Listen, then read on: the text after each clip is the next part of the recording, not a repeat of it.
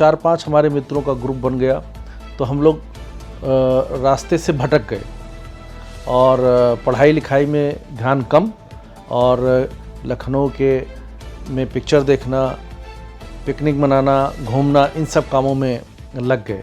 नतीजा रहा कि हाई स्कूल में मैं 3 विषयों में फेल हुआ। हमारी इच्छा थी कि हम इंजीनियरिंग की तैयारी करें। हमारे यहाँ साइंस के टीचर नहीं थे, देहात का एरिया था, नेपाल बॉर्डर का मेरा क्षेत्र था, तो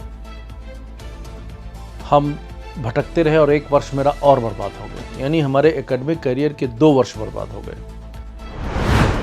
और प्रयागराज में एक शपथ लेकर, एक संकल्प के साथ मैं वहाँ पहुँचा, बिना घर में बताए, और हमने अपना इंजीनियरिंग की पढ़ाई छोड़ करके और बीए में एडमिशन ले लिया। उस समय की लगन का परिणाम ये रहा कि तीनों अटेम्प्ट आईएएस की क्वालिफाई किए। फ़ोटो फेयर की दुकान हुआ करती थी, तो उसमें हम लोग गए, तो एक दिन हम एक तरीके से उनको देखने को मिला, तो हमने वादा कर लिया था कि जब हमारा सिलेक्शन अगर हो जाता है तो निश्चित रूप से हम यह शादी। नमस्कार, आप देख रहे हैं 24 अड्डा न्यूज। आज हमारे साथ बातचीत के लिए ऐसी शख्सियत मौजूद हैं जिन्होंने पूरे उत्तर प्रदेश की कमान एक समय संभाली है, बहुत सारे जिलों में रहे हैं, पुलिस के बड़े अधिकारी हैं, जो पीपीएस अफसर से सफर की शुरुआत किए थे, फिर 2010 में आईपीएस अधिकारी बने। उनका नाम है डॉक्टर ओपी सिंह जी। बातचीत का सिलसिला चालू करेंगे। बहुत बहुत स्वागत है सर आपका 24 अड्डा में। जी सर, जिस तरीके से आपके सफर की शुरुआत कैसे हुई, सबसे पहले बताएंगे दर्शकों को हमारे साथ। देखिए, स्टूडेंट लाइफ में जी हम लोग गांव के रहने वाले थे जी। और हम लोगों के समय में ज़्यादातर बच्चों के पास कोई बहुत ज़्यादा लक्ष्य नहीं रहता था, या तो इंजीनियर या डॉक्टर, और हम लोगों को कुछ पता भी नहीं था। हमारे बड़े भाई फर्स्ट अटेम्प्ट में सीपीएमटी में क्वालिफाई किए थे और वो एमबीबीएस जीएसपीएम मेडिकल कॉलेज कानपुर से कर रहे थे, और उसके बाद मेरा नंबर था। तो जैसा कि होता है कि बड़े भाई जिस राह पे चलते हैं उसी राह पे छोटे भाई चलते हैं, तो हम भी हाई स्कूल में बायोलॉजी लेकर के हमने अपनी यात्रा शुरू की। हालांकि मेरी रुचि साइंस के विषयों में नहीं थी ज़्यादा, लेकिन घर वालों की इच्छा के अनुरूप पढ़ाई स्टार्ट की, और वहाँ से गांव से बहराइच ज़िले से प्रारंभिक शिक्षा प्राप्त करने के बाद हमने आकर के यहाँ पे एडमिशन लिया लखनऊ में कानपुर वोकेशनल इंटर कॉलेज में। और लेकिन जैसा कि आपको बताया कि हम लोग देहात के रहने वाले थे, कभी शहर की चकाचौंध देखी नहीं थी, तो यहाँ आए तो 4-5 हमारे मित्रों का ग्रुप बन गया, तो हम लोग रास्ते से भटक गए और पढ़ाई लिखाई में ध्यान कम और लखनऊ में पिक्चर देखना, पिकनिक मनाना, घूमना, इन सब कामों में लग गए। नतीजा रहा कि हाई स्कूल में मैं 3 विषयों में फेल हुआ, और फिर जब वापस गया यहाँ से तो घर में काफ़ी डांट मिली, और एक बहुत बड़ा झटका जीवन में लगा, और लगा कि हमने एक अवसर खो दिया। और सबसे ज़्यादा जब हमसे हमारे जो समकक्ष स्टूडेंट थे वो हमसे एक बैच सीनियर हो गए और हम क्लास में जाते थे, तो बहुत एम्बैरेसिंग फील होता था, बहुत ख़राब लगता था। तो उस झटके से हमने सबक लिया, और मैंने फिर अपने गृह जनपद से ही हाई स्कूल की तैयारी की और अच्छे नंबरों में पास किया। और उसके बाद हमारे यहाँ हमारी इच्छा थी कि हम इंजीनियरिंग की तैयारी करें। हमारे यहाँ साइंस के टीचर नहीं थे, देहात का एरिया था, नेपाल बॉर्डर का मेरा क्षेत्र था, तो हम भटकते रहे और 1 वर्ष मेरा और बर्बाद हो गया। यानी हमारे एकेडमिक करियर के 2 वर्ष बर्बाद हो गए। फिर हमने पिताजी से अपने रिक्वेस्ट की, हम घर के बिजनेस वगैरह में लग गए थे और ठीक से पढ़ाई ऑलमोस्ट बंद हो गई थी।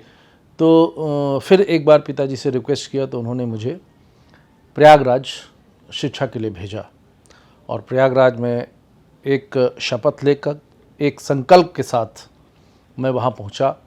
और मैं जब प्रयागराज पहुँचा तो वहाँ पे मुझे कोई भी नहीं जानता था, और मैं गांव का अकेला, पिताजी के एक मित्र का मकान प्रयाग स्टेशन के पास बन रहा था, उसमें हमारे एक रिश्ते के मामा जी रहा करते थे, जिसमें वाटर सप्लाई वगैरह नहीं थी, अभी न्यूली कंस्ट्रक्टेड मकान था, उसमें हम लोग रहने लगे। और वहीं प्रयाग स्टेशन पे स्नान करना, नहाना धोना और वहाँ से पानी लेकर के खाना बनाना, वहाँ से हमने स्टार्ट किया। और Jamuna Christian inter college Allahabad में मैंने प्रवेश लिया फिजिक्स, केमिस्ट्री, मैथमेटिक्स के विषयों के साथ। और उसके बाद हमने बिना घर में बताए, मैंने वहाँ देखा कि जो आर्ट के विषय हैं वही बच्चे ज़्यादा अच्छा कर रहे हैं प्रशासनिक सेवाओं में।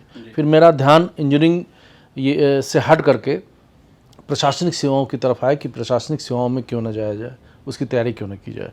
तो बिना घर में बताए और हमने अपना इंजीनियरिंग की पढ़ाई छोड़ करके और बीए में एडमिशन ले लिया इलाहाबाद विश्वविद्यालय। मतलब आर्ट साइड चले गए? हाँ, आउटसाइड चले गए और economics, philosophy, defence studies subject के साथ मैंने इलाहाबाद विश्वविद्यालय में बीए किया और बहुत अच्छे नंबरों से मैंने बीए किया और पढ़ाई शुरू की। फ़िलासफ़ी में मैंने पीजी की और जेआरएफ क्वालिफाई किया और मेरी यूनिवर्सिटी में 5th पोजीशन भी आई थी।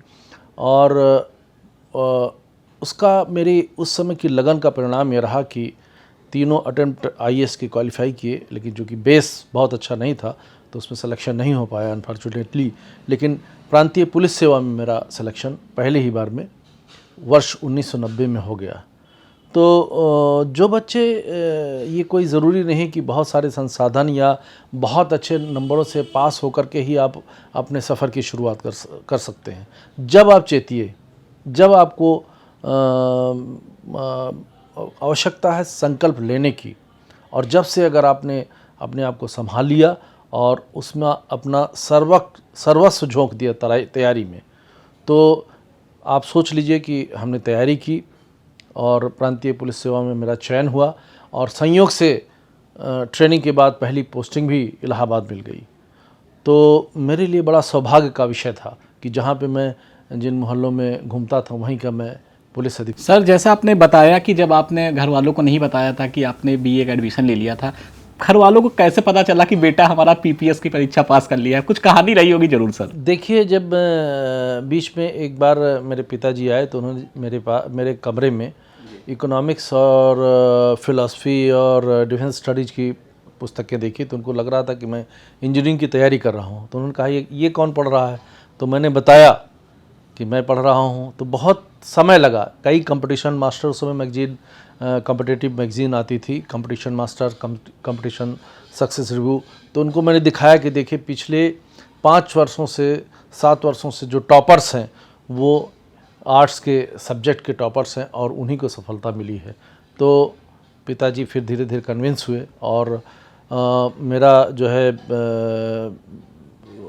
अच्छे ढंग से हमने तैयारी की और परिणाम। सर, कॉलेज की लाइफ बताते हैं, बड़ी बच्चे नादानी कर देते हैं, बहुत परेशानियां मिलती हैं, चुलबुले अंदाज होते हैं, कुछ आपने ऐसा था आपके साथ भी कुछ? मैंने जैसा कि बताया, जब यहाँ लखनऊ में पढ़ता था तो पूरे हमारे 5 मित्रों का एक गैंग था जिसमें हम लोग घूमते थे, पिक्चर देखने जाते थे, पढ़ाई में कम ध्यान रहा, भटक गए रास्ते से और सारे के सारे फेल हो गए। लेकिन आपको मैं बता दूं, उसमें से एक सेंट्रल जो है राष्ट्रीय सफाई आयोग का सदस्य बना, एक सीएमओ सीतापुर है इस समय, एक डॉक्टर हुआ, एक इस समय लखनऊ का सबसे बड़ा दवा का व्यापारी है वो है, और एक मैं हूँ, और एक एसबीआई के जनरल मैनेजर के पद से अभी रिटायर हुआ। मतलब एक झटका लगा सबको, हाँ, सबकी सारे के सारे ने अपने करियर को संभाला। दोस्ती अभी भी सर कायम है? हाँ, अभी भी हम लोग बराबर मिलते जुलते रहते हैं, उन स्थानों पे जाते हैं जहाँ घूमते थे और मिलते जुलते हैं।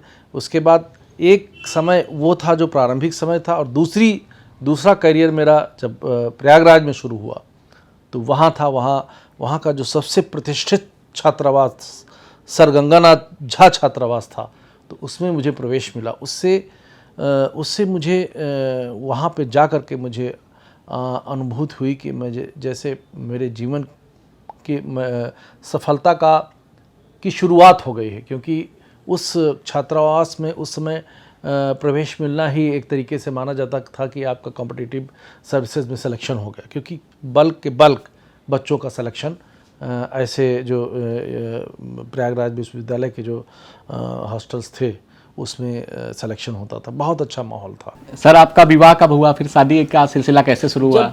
जब हमारा सिलेक्शन रिटन में क्वालिफाई किया था तो वहीं हमारे एक सीनियर थे, तो उन्होंने प्रस्तावित किया कि हमारे चाचा जी की एक लड़की है, तो वहाँ एक फ़ोटो फेयर की दुकान हुआ करती है, तो उसमें हम लोग गए। तो एक दिन हम एक तरीके से उनको देखने को मिला, तो हमने वादा कर लिया था कि जब हमारा सिलेक्शन अगर हो जाता है तो निश्चित रूप से हम यह शादी करेंगे। बड़ी इंटरेस्टिंग कहानी है सर। और ये वहाँ पे जब बच्चे पढ़ते हैं, जो तैयारी करते हैं, तो शाम के समय सभी लोग निकलते हैं और कटरा जो है बाज़ार है उसमें घूमते हैं। वहाँ नेत्राम की एक मिठाई की दुकान है, उसके सामने कई मैंगो शेक की दुकानें हैं।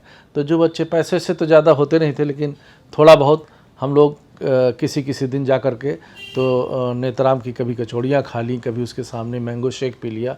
तो उसी दौरान ये तय हुआ कि अगर सिलेक्शन होगा तो ये शादी की जाएगी, और मैं उस पर कायम रहा। मेरा सिलेक्शन हो गया और फिर वही विवाह हमारा संपन्न हुआ।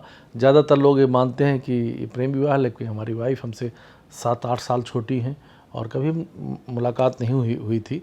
लेकिन ये था कि अपने लेवल में शादी करने से पारिवारिक जीवन बहुत अच्छा रहता है, और मुझे उसमें सफलता मिली। आपने देखा कि उन्होंने बाहर की जो पुलिसिंग थी मैंने संभाला, और घर को उन्होंने संभाला, और हमारे 2 बच्चे हुए। वो बेटा इस समय अमेरिका में है, यूनिवर्सिटी ऑफ साउथ कैरोलिना में। हमारी बेटी ऑस्ट्रेलिया से उसने लॉ किया है, वो लॉयर है, और यूएस की बड़ी कंपनी में अच्छे पैकेज में कंपनीज का एक्विजिशन एंड मर्जर देखती है। तो ये सफलता पुलिसिंग के साथ साथ पारिवारिक सफलता ये तभी मिल सकती है जब आपके परिवार में शांति हो, आपके परिवार में आपके अपने पारिवारिक सदस्यों से, पत्नी से, बच्चों से, सबसे सामंजस्य अच्छा हो।